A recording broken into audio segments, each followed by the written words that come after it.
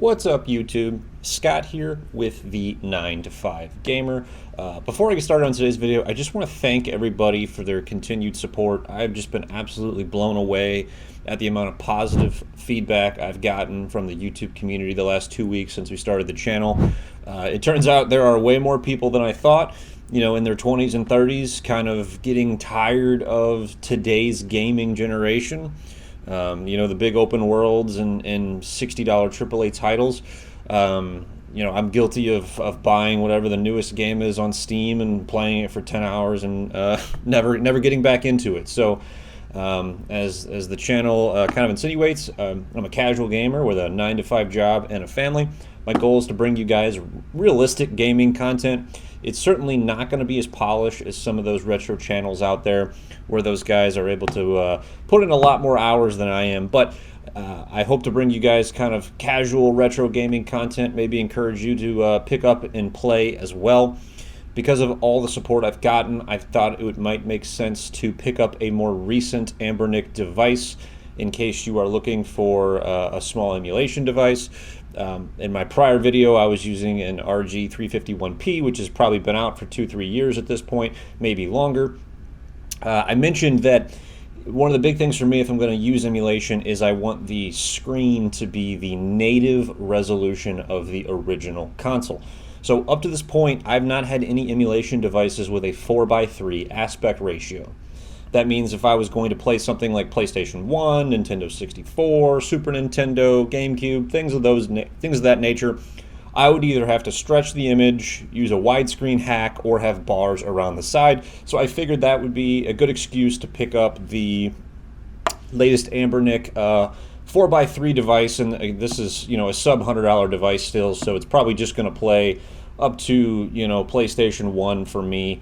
I won't use it for Nintendo DS and such and PSP just because it doesn't get any better than playing DS on an actual DS with an R4 card, and this is not the native screen size for PlayStation Portable. So this is not a traditional unbox video. I've not even opened this yet, actually, so I don't even know if there's an Anbernic device in here. You guys are going to get to go through that with me.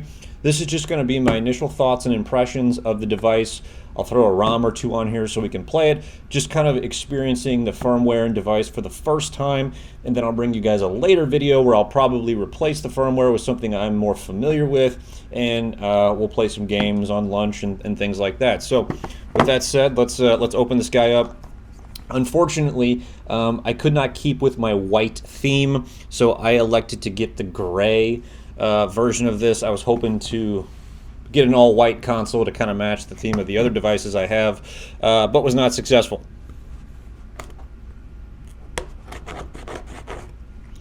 All right, hopefully there's a device in here, and maybe we'll even get lucky and it's charged. So typical Anbernic packaging, not too much, a little pad on top to protect it. Now, I do really like the color of this device. It's got a very retro feel. That's why I was okay with getting this instead of the white that they don't make. I made an exception essentially for this. Before I power it on, I'll just kind of do a quick little size comparison to a few other familiar devices. So up to this point, my smallest kind of emulation device was this other Anbernic handheld, which is the RG40XX. You know, as far as them both being pocketable, I would definitely say these are both pocketable.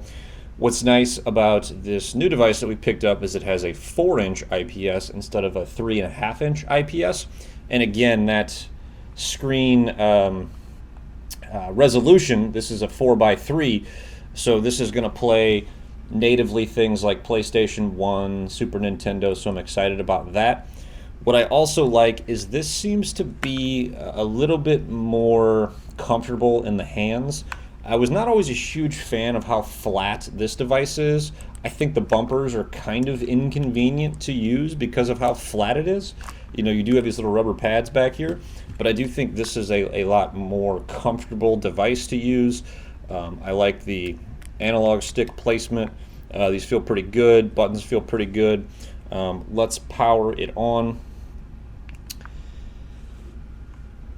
So this is the RG40XX.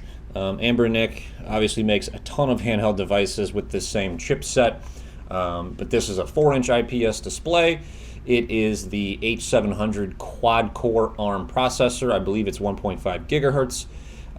It does have 1 gig of RAM, and I do believe this might have some internal storage in addition to the 2 SD card slots down here. Either that or they gave us a card with it. So, first thing we notice right out of the gate is the RGB on the joysticks.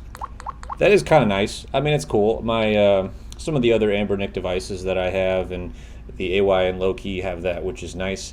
So this looks like it's running some type of stock firmware. I've not been exposed to it before. Let's just kind of go through here. Let's look at the settings first. Looks like we can adjust the lock screen, the brightness, test some of the interfaces, which is cool. We can adjust the LED settings. There we go. That's super important, right? Let's change that to monochromatic rainbow. Whoa, that's seizure. Double joystick chasing light. That's kind of cool. It lights up with the direction you point the joystick. Simulator phantom. Can't quite tell you what that is. Breathe light fast. We'll just do we'll put it back to the multicolor rainbow for now. Brightness, speed, all adjustable. Kind of cool. Date and time. Is this the right date and time? It is absolutely not. Before I go adjusting any of that, I'll just connect it to Wi-Fi and let's see if is there a Wi-Fi switch on this? Some devices have a hard Wi-Fi switch to conserve. Oh nope, it turned on. Okay, let's go look for the Wi-Fi name. Perfect. I'm gonna put it on my 5G Wi-Fi. Type in the password. Where is the caps on here? There we go. Well, and of course, I'm not going to broadcast my Wi-Fi password to the world, so we'll put this up here for a second. You know, initial thoughts, this screen is a lot better than I was expecting it to be at this price point.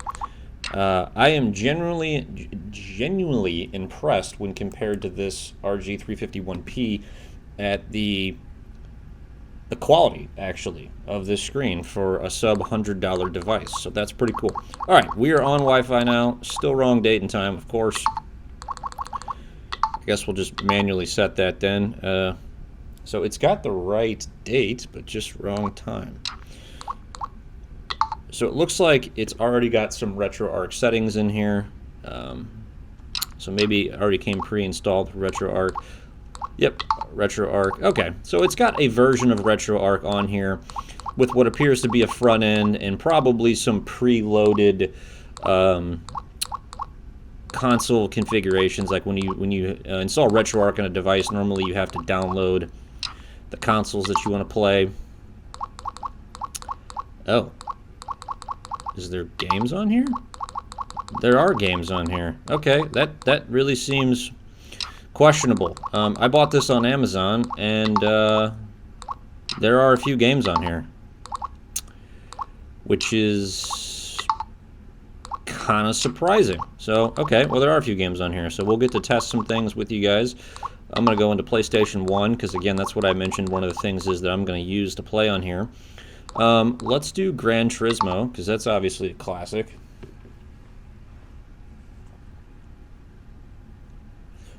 Again, I'm very surprised with this screen at this price point.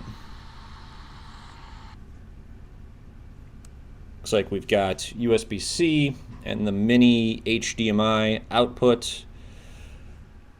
All right, let's just do arcade mode. Turn the volume down a bit. Too far. Just do a single race. Easy. Oh, we're going to do Aston Martin, of course. Sure. DB7. Is there Porsche in here? No Porsche. So, alright, we're just going to stick to Aston Martin then. We'll do the DB7 Coupe, standard, automatic. Just pick a track here. So this has been 0 configuration. Again, I'm pretty surprised so far. I was expecting to do more tinkering out of the box. I'm really surprised that there are ROMs on here. That doesn't, it's not usual. I would not expect to buy a device from a reputable seller and have ROMs on it. All right. Tell you what, the sound clicks seem to be a lot in between volume. When I increase and decrease the volume, it seems to make quite a bit of difference, like a huge difference between clicks 3 and 4. But I don't have a FPS counter open currently. I don't know the short codes with RetroArch yet on this device to open those kinds of things. But, you know, this is running real smooth. And again, 0 setup. One of the games I'm really looking forward to playing on here is Need for Speed Porsche Unleashed. So I'm definitely going to bring you guys a video on that. Most people, when they think of the Need for Speed series, they immediately think of Need for Speed Underground, Underground 2, or maybe Most Wanted. Which I agree, those are some of the most memorable titles. But for me, Porsche Unleashed was really my first experience with a Need for Speed title, and one of the things that got me interested in that series.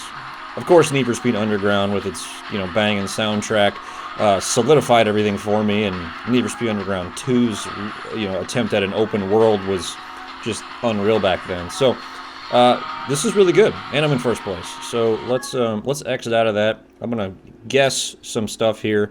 Let's see what the M button does. Okay, that brings open a little bit of a menu here. Exit game, save game. So let's just go to exit game here. Oops. Got to get used to the Xbox versus PlayStation ABE type setting here. So, again, I'm actually pretty surprised about the interface out of the box. Of course, I don't know all the short codes and stuff yet and what some of these buttons do. But the front end is not as bad as I was expecting. I might just leave this, depending on how it all shakes out. So it's charged a little bit, so we'll get plenty of time to keep playing some games here. But let's see what else is in here. App Center. Oh yeah, because I'm going to listen to music on here. Yeah, I don't think so. Or ebooks. I think it's pretty low on my list of things to do. We're going to exit out of that. The bumpers feel pretty clicky. Not a whole lot of travel on those. But, first impressions, I'm pretty impressed. There's the second SD card slot, so I'll be able to load it up with some of my favorite ROMs. And I don't know if I can dual boot on this. I'm going to do some research. Maybe I can run 2 different front ends on it, depending on which one I launch from. I'm not sure those details yet. I haven't done a ton of research, so again, this was really just kind of intended to be my first kind of impressions, unbox. Pretty excited to tinker with this, play with it, and bring you guys some future content on it. Kind of put this together for a quick size comparison.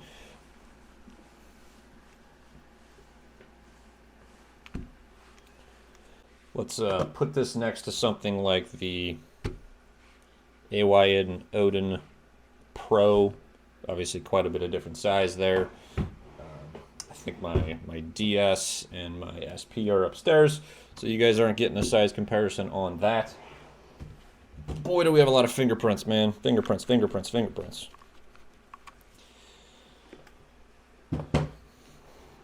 So I'm definitely going to do some tinkering. I'll let you know my final thoughts on kind of the operating system, if you should try a different front end. I'm going to watch some other videos as well to see what other folks are doing. I'm going to load it up with some of my favorite ROMs.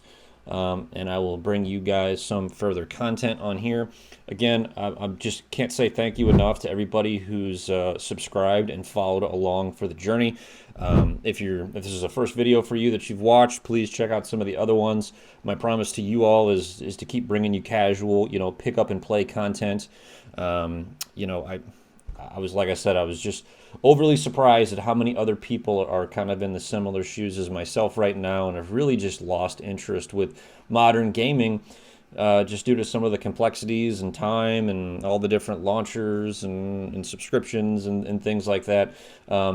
This is just so much easier for me to pick up and play and enjoy, and really, take a break from life. I'm sure most of you guys, like myself, appreciate the nostalgia of some of these old titles, and it really takes you back to a more simple time in our lives, and this is a way to kind of keep that around with a pretty low barrier to entry. So with that said, thank you guys for joining, and I look forward to bringing you more content with this new handheld and the other devices I have. Thanks.